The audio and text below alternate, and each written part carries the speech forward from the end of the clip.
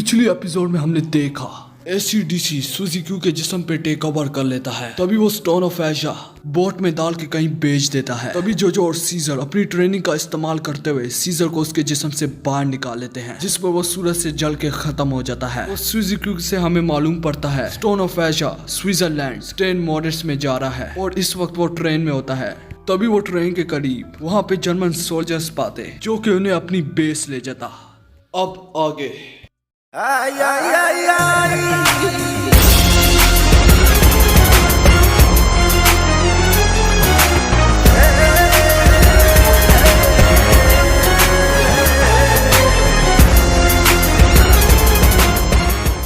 हमारी एपिसोड की शुरुआत पे जोजो आके कहता है यहाँ पे बंदे को क्या करना पड़ता है कि उसे खाना मिल जाए। इसी दौरान जोजो की नजर कार्स पे जाती है जो कि फौरन उस अनजान सोल्जर पे टूट पड़ता है और ये देखने के बाद कार्स कहने लगता है इस बंदे का पूरा जिस्म मैकेनिकल है। तभी हमें मालूम पड़ता है वो कोई अनजान शख्स नहीं बल्कि वॉन स्ट्रोहाइन है। इन सब के बाद जोजो कहता है ये लम्हा तो इतना हैरान कुन है जितना आधी रात को गोस्ट से मिलना। तभी जोजो इसकी जिस्म की तरफ देखता है और इसके जिस्म की तरफ देख के कहने लगता है इसका हाथ मेटल से बना है और इसके मुंह पे कोई अजीब सी मशीन है। जर्मन इसे जरूर छुपा रहे थे, पर क्या जबरदस्त मेटल टेक्नोलॉजी है। क्या ये मिलिट्री के लिए इस्तेमाल के लिए था? क्या इसी ने तुम्हारी जान बचाई है स्ट्रोहाइन? इन सब के बाद वो स्ट्रोहाइन कहता है जो जैसे कि तुम देख सकते हो मैं दोज़ख से वापस आया हूँ। तभी जो अपना सर पकड़ के कहने लगता है मुझे पता नहीं है क्या मुझे इस पर खुश होना चाहिए। इन सब के बाद जो दिल ही दिल में कहने लग जाता है अंदर से ये बुरा बंदा नहीं है पर ये जर्मन सोल्जर है। पर ये मुझे बिल्कुल पसंद नहीं कि ये खुद को दूसरों से बेहतर समझता है, पर मुझे थोड़ी खुशी भी है। फिर वो स्ट्रोहाइन कहता है क्यों ना तुम इसे अपना ही घर समझो और सोफे पे बैठ के देखो जब तक मैं अपना काम करता हूँ। जिस सब के बाद कार्स अपनी कातलाना आंखों से जोजो को घूमने लग जाता है। ये देख के जोजो खुद से कहने लग जाता है जिस तरह ये मुझे देख रहा है इसे पता है कि इस एसीडीसी को मैंने ही मारा है, इसी वजह से ये मुझसे नफरत करता है। फिर भी कार्स तुम्हें क्या लगता है मैं यहाँ पे बैठा रहूंगा और तुम्हें खुद पे बारी पड़ने दूंगा? जिस पे कार्स बोलने लगता है जो जब मैं स्टोन को महफूज कर लूंगा तो मैं तुम्हें ख़त्म कर दूंगा। अफसोस है कि वामू ग्रीस में इस वक्त और मैं तुम जैसे हार्मोन यूज़र को इजाज़त नहीं देता जो ECDC को हरा सके। तो जो कहता है कार्स मुझे एक चीज़ बताओ, क्या तुम वॉरियर की तरह बोल रहे हो या फिर तुम किसी और चीज़ के लिए यहाँ आए हो जैसे कि रिवेंज, बदला? ये सुन के कार्स को गुस्सा आ जाता है। तभी वो स्ट्रोहाइन कहता है ध्यान दो तुम अब मुझसे लड़ रहे हो और मैं ही तुम्हारा आखिरी ओपोनेंट होऊंगा। इस बात का जवाब देते हुए कार्स कहता है दुनिया की कोई मशीन मुझे नहीं रोक सकती। तो स्ट्रोहाइन कहता है तो ये बात है। ये देख के जो भी हैरान हो जाता है, जिसके बाद वो स्ट्रोहाइन अपनी उंगलियों से उसका चमड़ा उतार देता क्योंकि उसकी फिंगर्स की ताकत इस वक्त 1950 किलोग्राम पर सेकेंड स्क्वायर मतलब कि समियंतों से दुगनी है। तभी वो स्ट्रोहाइन कहने लगता है जर्मन साइंटिस्ट दुनिया के सबसे बेहतर है और मेरे हाथ सनमियंतों की एबिलिटीज के मुताबिक बनाए गए हैं। और कार्स हमने ये भी कैलकुलेट किया कि तुम्हारी ताकत को कैसे हराया जाए। और जो मुझसे हमदर्दी बिल्कुल मत रखना। जिस सब के बाद स्ट्रोहाइन के जिस्म से गन निकल आती है और वो जैसे ही शूट करता है तो सारी की सारी गोलियां कार्स को लग जाती है जिसकी वजह से उनकी पूरी बेस हिलने लग जाती है। इन सब के बाद कार्स गोलियां खाते हुए कहता है मैं सच कहता हूँ स्टोन मेरा ही होगा आखिर में, क्योंकि स्टोन के लिए एसीडीसी ने अपनी जान की कुर्बानी दे दी। तभी तुरंत से उसका ब्लेड एकदम से चमकने लग जाता है। इन सब के बाद कार्स कहने लगता है मैं रोशनी को कंट्रोल करता हूँ, देख लो ब्रिलियंट बॉर्न ब्लेड। जिसके बाद उसकी एक गोलियों को काटने लग जाता है। ये देखते ही वो स्ट्रोहाइन के पैरों तले जमीन खिसक जाती। तभी वो स्ट्रोहाइन को काटने के लिए आगे बढ़ रहा होता है जिस पर उसके ब्लेड से कोई अजीब सी आवाज आ रही होती है। ये सुनते ही वो स्ट्रोहाइन कहने लगता है मुझे पता है इस आवाज का क्या मतलब है। ये आवाज इसके ब्लेड में से छोटे छोटे ब्लेड्स की आ रही होती है जो कि बड़ी स्पीड में इसके ब्लेड के आसपास घूम रहे होते हैं और एक से एक ब्लेड लाइट को रिफ्लेक्ट करता है। तो तेजी से घूमने से इस तरह लगता है कि ये ब्लेड चमक रहा है। और इन सब के बाद कार्स उसे अपने ब्लेड से काट देता है।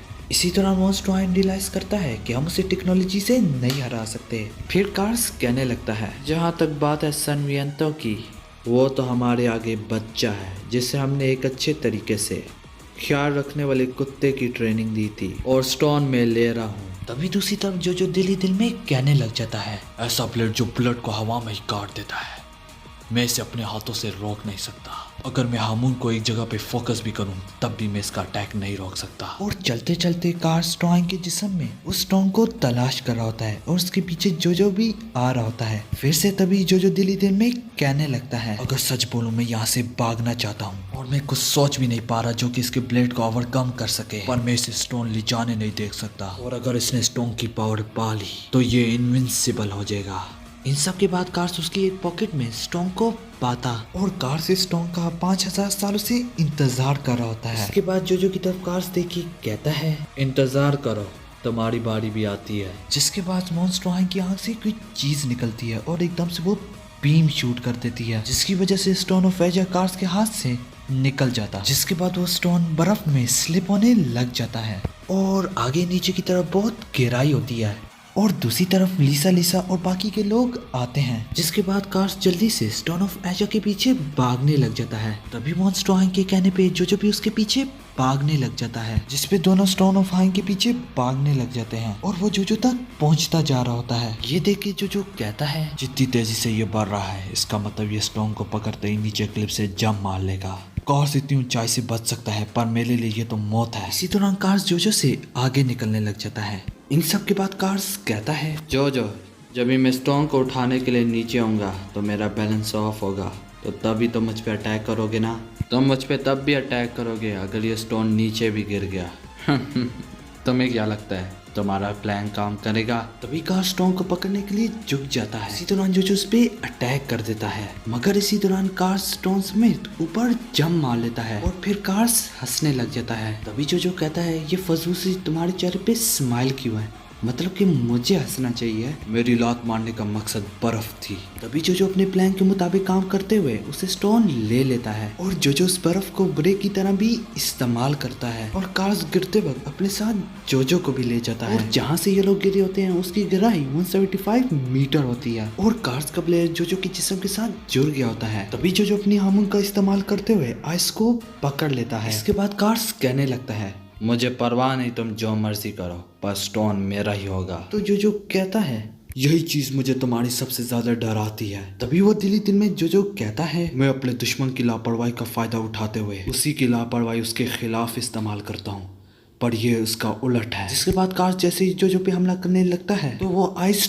टूट जाती है। इसी दौरान जोजो नोटिस करता है कि आगे और आइसिकल्स होती है। तभी जोजो दिली दिल में कहने लगता है, इससे पहले मुझे ये प्लेट निकालना होगा। तभी जोजो के दिमाग में एकदम से आइडिया आता है कि वो हामुर से इसके प्लेट की तरफ भेज सकता है। जिसपे जोजो ऐसे ही करने लगता है तो कार्स कहता है, जैसे कि मैंने सोचा, और इसके लिए। तभी वो प्लेट निकाल के उसे लात मार देता है, जिसकी वजह से वो दीवार के साथ टकरा जाता है और उसके इम्पैक्ट से बाकी की आइस नीचे गिरने लग जाती है और तुरंत से उसका प्लेट दोबारा से चमकने लग जाता है और बाकी के लोग बस ऊपर खड़े होके देखने के अलावा कुछ और ना कर पाते। कार्स जैसे जोजो पे अपने ब्लेड से वार करने लगता है तो जोजो स्टोन ऑफ एजा को आगे ले आता है। तभी कार्स अपने आप को वक्त पे रोक देता है, जिसपे जोजो कहता है, मैं अब तुम्हारी ताकत को ही तुम्हारे खिलाफ इस्तेमाल करूंगा। तभी जोजो अपनी हामुन किक का इस्तेमाल करता है, जिससे कार्स बड़ी आसानी से डॉज कर लेता है। इसके बाद जोजो गिरती हुई आइस को पकड़ लेता है और अपनी हामुन का इस्तेमाल करते हुए एक आइस को दूसरी आइस के साथ जोड़ने लग जाता है। तभी कार्स कहने लगता है, ये आइस भी वक्त के साथ साथ नीचे होती जा रही है, इस तरह तुम नहीं पहुंच पाओगे। मगर सीजर ऊपर से जोजो की मदद करने लग जाता है, जिसके बाद जोजो वहीं पे रुक जाता है और कार्स नीचे गिरने लग जाता है। ये देख के स्टॉइन काफी हैरान हो जाता है और वॉन स्टॉइन्स के टीम वर्क से काफी इम्प्रेस होता है। सीजर कहता है, मैं इतना पागल नहीं हूँ, ये जोजो के ही काम है, इसलिए मैंने इतनी आसानी से सोच लिया क्योंकि ऐसे पागलपन सिर्फ जोजो ही करता है। जिसके बाद जोजो कहने लग जाता है, अगर लिसा वहाँ पे मौजूद है तो उसे मेरा मैसेज दे देना, मेरे पास स्टोन है। इसके बाद लिसा कहती है, चलो सीजर उसे ऊपर ले आओ। तभी दूसरी तरफ कार्स नीचे गिर रहा होता है, मगर वो देखता है नीचे कोई फ्लावर्स है, जिसपे वो अपने आप को फ्लावर्स पे गिरने से रोक लेता है और फिर वो पागलों की तरह हंसने लग जाता है। जिसपे कार्स बोलता है, जोजो तुम्हारी किस्मत अच्छी है, चलो फिलहाल मैं तुम्हारे पास स्टोन लेने देता हूँ, सिर्फ और सिर्फ दूसरे दिन तक। इन सब के बाद सीन शिफ्ट होता है और सुबह हो जाती है, जिसपे जो कहता है, तो यह है स्विट्जरलैंड का फेमस सेंट मोरिट्स। यहाँ विंटर स्पोर्ट्स हब, जिसे सन वैली भी कहते हैं, सुकून, स्टाइलिश और बहुत खास है ये। तभी जोजो कैट के साथ मस्ती कर रहा होता है। तभी उसे खाने को भी कुछ ना देता और उसे गिरा देता। तभी जोजो खुद से कहता है ये तो काफी मतलबी था, क्योंकि जोजो के सिर्फ 5 दिन रह गए होते हैं रिंग को डिसॉल्व होने में, और जोजो और बर्दाश्त न कर पा रहा होता। जोजो इन खतरों की वजह से, इन लड़ाइयों की वजह से बिल्कुल रिलैक्स न कर पा रहा होता, और सीजर को थोड़ा बहुत ये नजर आ रहा होता है। जिसके बाद वो स्कोप से एक कैसल की तरफ देख रहे होते हैं, क्योंकि एसीडीसी ने पैकेज पे इसी बिल्डिंग का एड्रेस दिया था। तभी सीजर का इंस्ट्रक्टर कहता है ये तो एक पुराना सा, जो कि काफी सालों से छोड़ा हुआ होटल लग रहा है, और खिड़कियां भी अच्छे तरीके से बंद है ताकि कोई सूरज की रोशनी अंदर ना जा सके। सूरज से छुपने के लिए अच्छी जगह कार्स के लिए। तो सीजर कहता है मुझे यकीन है कार्स इधर ही छुपता होगा दिन के वक्त। मेरे ख्याल में वो अभी भी उधर ही होगा, वामू का जो इंतजार कर रहा होगा। तो हमें अभी ही अटैक कर देना चाहिए, क्योंकि दिन के वक्त जोजो और बाकी सबको फायदा मिलेगा। इस सब के बाद जोजो बोलता है माफ करना, पर मुझे इसमें ना कहना होगा। तुम इसे गलत तरीके से देख रहे हो। मेरे ख्याल में इस वक्त ज्यादा खतरनाक हो सकता है जब तक सूरज ऊपर है। जरा सोचो इस बारे में।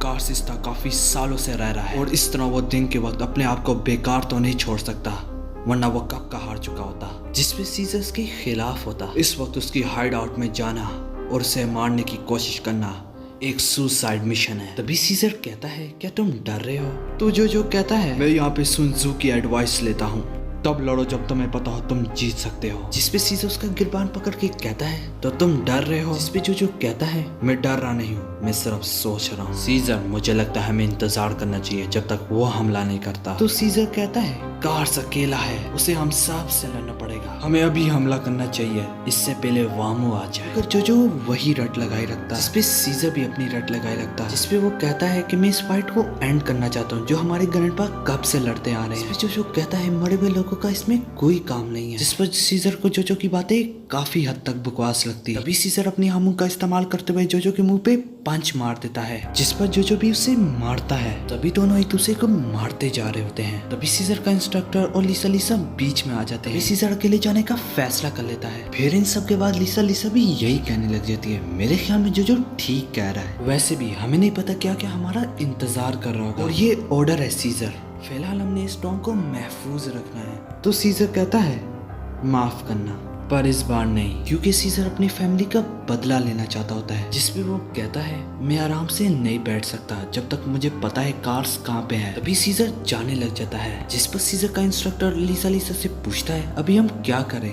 हर मुमकिन कोशिश करो, बस वो उसकी हाइड आउट तक ना पहुंच सके। इन सब के बाद जो कहने लग जाता है सीजर क्यों एकदम से तुम ऐसे बर्ताव कर रहे हो? तो लिसा कहती है जो तुमने इसके छुपे हुए पास्ट की बात छेड़ दी है। तुम्हारा वो मकसद तो नहीं था, पर सीजर को ये काफी महसूस होता है क्योंकि उसका एक ऐसा पास्ट है जो किसी को नहीं मालूम। तभी आखिरी सीन में जो काफी हैरान हो जाता है, जिसपे जो सोचने लगता है कि उसका छुपा हुआ पास्ट कैसे होगा, और यहाँ पे एपिसोड खत्म हो जाती है।